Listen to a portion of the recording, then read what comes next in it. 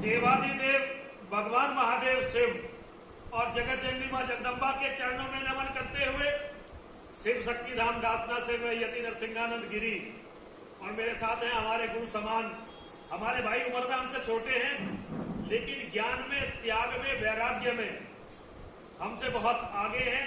इसीलिए मैं बहुत आदर करता हूं। स्वामी अमृतानंद जी और हमारे डॉक्टर साहब बैठे हुए हैं। एक प्रसंग सुनाना चाहता हूं। रामधारी सिंह दिनकर जी की अमर कृति रश्मि रथी से यह प्रसंग है। कर्ण के जीवन का अंतिम दिन है, महाभारत का 17वां दिन। कर्ण के जीवन का ये अंतिम दिन है। आज कर्ण का और अर्जुन का युद्ध चल रहा है। अर्जुन के पास दुनिया में ऐसा कोई अस्त्र शस्त्र नहीं है जो अर्जुन के तर्कस में ना हो। दुनिया के सारे अस्त्र और शस्त्र अर्जुन के पास हैं। स्वयं नारायण उसके रथ को हाँक रहे हैं, उसकी ढाल बनकर बैठे हुए हैं, कवच बनकर बैठे हुए हैं अर्जुन का। अर्जुन के लिए विजय प्राप्ति के लिए सबसे बड़ा देवादिदेव भगवान महादेव शिव के रुद्र अवतार बजरंगबली हनुमान अर्जुन के रथ की पताका को थामे हुए बैठे हैं और नारायण की आज्ञा से शेषनाग ने अर्जुन के रथ के पहियों को जकड़ रखा है। सामने जो दुश्मन है वो कर्ण है। आज कर्ण के अपने तर्कस में कोई दिव्यास्त्र नहीं बचा है। कर्ण को अपने गुरु का श्राप है कि जिस दिन तेरे जीवन का सबसे विकट युद्ध होगा, मेरी सिखाई हुई विद्या को तू भूल जाएगा, ब्रह्मास्त्र को भूल जाएगा। एक ब्राह्मण का श्राप है कि जिस दिन तेरा अंतिम युद्ध होगा, धरती तेरे रथ के पहिए को निगल जाएगी और तू मारा जाएगा। कर्ण के कवच कुंडल जिन्हें कर्ण लेकर जन्मा था, इंद्रदान में मांगकर ले गए हैं ताकि अर्जुन के सामने कर्ण ठहर ना सके। और स्वामी जी जो इंद्र ने शक्ति दी थी एक अग्नि, वो योगेश्वर ने अपनी लीला से, अपनी माया से घटोत्कच पर चलवाकर राक्षस घटोत्कच को, जो महात्मा भी था लेकिन राक्षस था, उसे मरवा दिया। आज कर्ण के पास ऐसी भी कोई शक्ति नहीं है। कर्ण के पास केवल अपना तपोबल और मनोबल है और सामने जो दुश्मन खड़ा हुआ है उसके पास दुनिया के सारे अस्त्र शस्त्र हैं। कर्ण अच्छी तरह से जानता है कि यदि उसने आज अर्जुन को नहीं मारा तो कर्ण की मृत्यु आज तय है। कर्ण की मृत्यु आज अटल है, कोई रोक नहीं सकता। ऐसे में कसोसेन नाम का नाग कर्ण के पास आता है और कर्ण से कहता है कि कर्ण, अपने बाण की नोक पर मुझे जरा सी जगह दे दे। मैं एक बार अगर अर्जुन के पास पहुंच गया तो आज मैं अर्जुन को मार दूंगा। और असुसेन की दुश्मनी क्या थी अर्जुन से? जब ये बंटवारा हुआ और इन्हें ये जंगल दे दिया था जिसे खांडव प्रस्थ कहते थे, खांडव प्रस्थ को जलाकर इंद्रप्रस्थ बसाया गया था। तो जब खांडव प्रस्थ इनको बंटवारे में मिला तो योगेश्वर श्री कृष्ण ने कहा, अरे अर्जुन, ऐसा करो, इस वन को जला दो, उसके बाद पुनः निर्माण करना। तो अर्जुन ने खांडव प्रस्थ को दहन कर दिया था, जला दिया था। जितने जीव थे, विषैले जीव जंतु, उसमें जल मरे थे। एक नागिन थी जो उड़ना जानती थी, वो भागने लगी। योगेश्वर श्री कृष्ण ने उस नागिन को देख लिया और उन्होंने अर्जुन से कहा कि अर्जुन देख, वो नागिन जा रही है। अर्जुन ने नागिन को देखा और तीर मारा, नागिन मर गई। उसके पेट में बच्चा था एक, वो पैदा हो गया, उसी बच्चे का नाम असुसेन पड़ा। उस समय का सबसे ताकतवर नाग था। वो ये समझता था कि मेरी मां निर्दोष थी, अर्जुन को उसे मारने की जरूरत नहीं थी। अर्जुन ने मेरी निर्दोष मां को मारा, मैं अर्जुन से इसका बदला लूंगा। पूरे जीवन उसका लक्ष्य रहा कि मैं अर्जुन से इसका बदला लूंगा। पूरे जीवन वो इसके मौके की तलाश में रहा। लेकिन ये जो सांप, बिच्छू, कीड़े मकोड़े होते हैं ना विशाल भाई, आदमी पे जब हमला करते हैं जब वो कमजोर हो। जंगल में शेर पे कोई जानवर हमला नहीं करता, तो कभी भी उसका साहस नहीं हुआ कि वो आमने सामने आकर अर्जुन से लड़ सके। लेकिन आज जब अर्जुन अपने सबसे निकट शत्रु के सामने है, तो आज वो गया और उसने इन क्षणों का फायदा उठाना चाहा। और कर्ण के लिए स्वामी जी ये बहुत बड़ा अवसर है।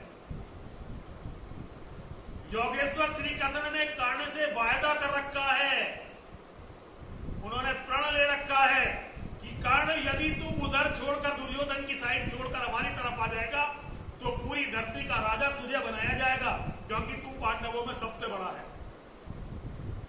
और कर्ण ने भी अपनी मां को वादा कर रखा है कि भाई अगर मैंने अर्जुन को मार दिया तो मैं कौरवों को छोड़कर तुम्हारी तरफ आ जाऊंगा। तो आज यदि अर्जुन अश्वसेन से मिल जाए, उसकी बात मान ले और उससे मिलकर अर्जुन को मार दे, तो एक तो फिर वो जीवित रहेगा हमेशा हमेशा, फिर अपनी मौत मरेगा कभी। युद्ध में किसी से कर्ण फिर मरेगा नहीं और पूरी दुनिया का राजा भी बन सकता है। दोनों कितनी बड़ी बात है स्वामी जी, पूरी धरती का राज, और हमेशा बहुत दिनों तक के लिए मृत्यु टल जाएगी। और अगर अश्वसेन से नहीं मिलता, मारा भी जाएगा और कोई सम्मान भी नहीं मिलने वाला। आज लोग छोटी छोटी बात के लिए अपने भाइयों से दगाबाजी करते हैं, गद्दारी करते हैं। हमने हिंदुओं की मानसिकता को देखा है और इसका कारण है कि हम अपने धर्म को नहीं जानते। कर्ण ने जो जवाब उस नाग को दिया, जरा ध्यान से सुनिए। चल रहा महाभारत का रण, जल रहा धरित्री का सुहाग, फट कुरुक्षेत्र में खेल रही नर के भीतर की कुटिल आग, बाजियों गजों की लोथों में मिल रहे मनुष्य के छिन्न अंग, बह रहा चतुष्पल और द्विपद का रुधिर मिश्र हो एक संग, कतवर गहरे सुधर उदर से लिए रक्त रंजित शरीर थे जूझ रहे कौनते कर्ण, छड़ छड़ करते गर्जन गंभीर, दोनों रण कुशल धनुर्धर नर, दोनों संबल दोनों समर्थ, पर दोनों की दोनों पर अमोघ विसिक वृष्टि हो रही व्यर्थ।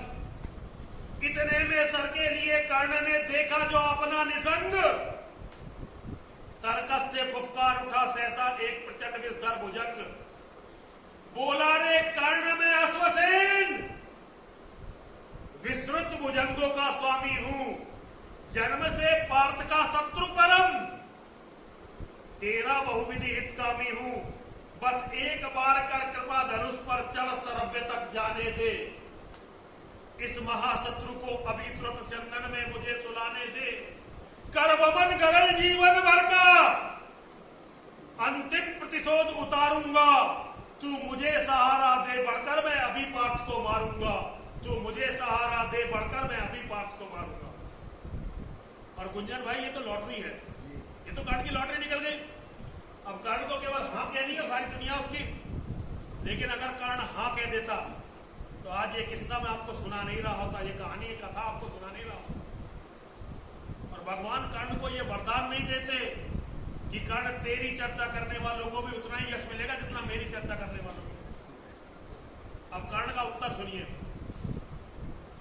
राधे जरा हंस कर बोला, राधे कहते हैं राधा पुत्र कर्ण, राधे जरा हंस कर बोला, रे कुटिल बात क्या कहता है, जय का समस्त साधन नर की अपनी बाहों में रहता है, उस पर भी सांपों से मिलकर मैं मनुज से युद्ध करूं, जीवन भर जो निष्ठा पाली उसके आचरण विरुद्ध करूं, तेरी सहायता से जे तो मैं अनायास पा जाऊंगा, पर आने वाली मानवता को क्या मुख में दिखलाऊंगा,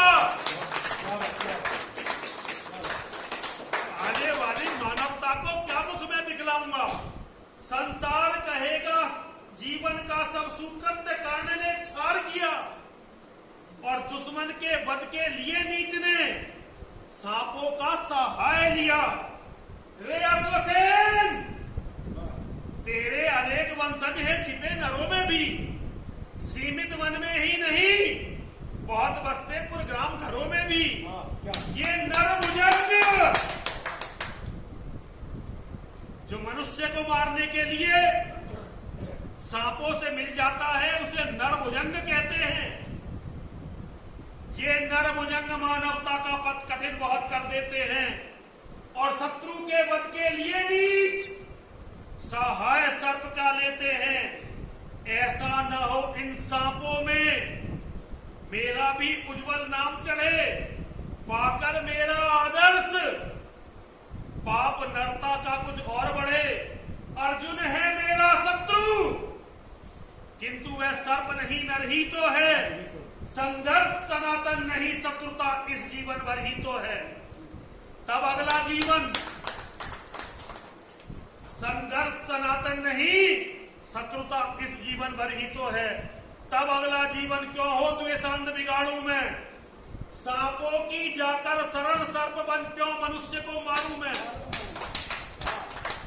क्या भाग मनुज का सहज शत्रु, मित्रता न मेरी पा सकता। मैं किसी हेतु भी यह कलंक अपने पर नहीं लगा सकता, अपने पर नहीं लगा सकता, अपने पर नहीं लगा सकता। और भगा दिया सांप को। भारत पर कई बार सांपों ने आक्रमण किया। मोहम्मद बिन कासिम जैसे सांप ने, महमूद गजनवी जैसे नाग ने, मोहम्मद गौरी जैसे सांप ने, नाग ने हम पर आक्रमण किया और हमारे भाई उनसे मिल गए। आज तक भी ये नाग हमारी जितनी बहन बेटियों की इज्जत लूटते हैं, हमारे लोगों का कत्ल करते हैं। केवल ये सांप दोषी नहीं है, इन सांपों से मिलने वाले हमारे भाई भी इतने दोषी हैं। तो मैं संदेश देना चाहता हूं हिंदुओं, कभी भी किसी हिंदू से लड़ने के लिए इन सांपों से ना मिलो, इन सांपों से मित्रता ना करो, अपने लोगों में रहो। हमारे दुश्मन भी हमारे हैं, हमारे अपने भी हमारे हैं और दुश्मनी निभाने के लिए हमारे बाजुओं में ताकत है। माता और महादेव का आशीर्वाद है तुम्हारे ऊपर, हिंदू कौम के ऊपर मां और महादेव का आशीर्वाद है। और जब तुम सांपों से मिल जाते हो तो वह आशीर्वाद समाप्त हो जाता है और तुम्हारी दुश्मनी हो जाती है। कर्ण युद्ध में वीर गति को प्राप्त हो गए, लेकिन उनका अंतिम संस्कार योगेश्वर श्री कृष्ण ने अपनी हथेलियों पर किया था, अपनी हथेलियों पर। योगेश्वर के चरित्र से सीखो, कर्ण के चरित्र से सीखो, अर्जुन के चरित्र से सीखो, भीम के चरित्र से सीखो। अपने धर्म का अध्ययन करो, अपने बड़ों से सीखो, अपने पूर्वजों से सीखो, अपने अवतारों से सीखो, अपने भगवानों से सीखो और दुनिया से नागों को खत्म करो। बोलो हर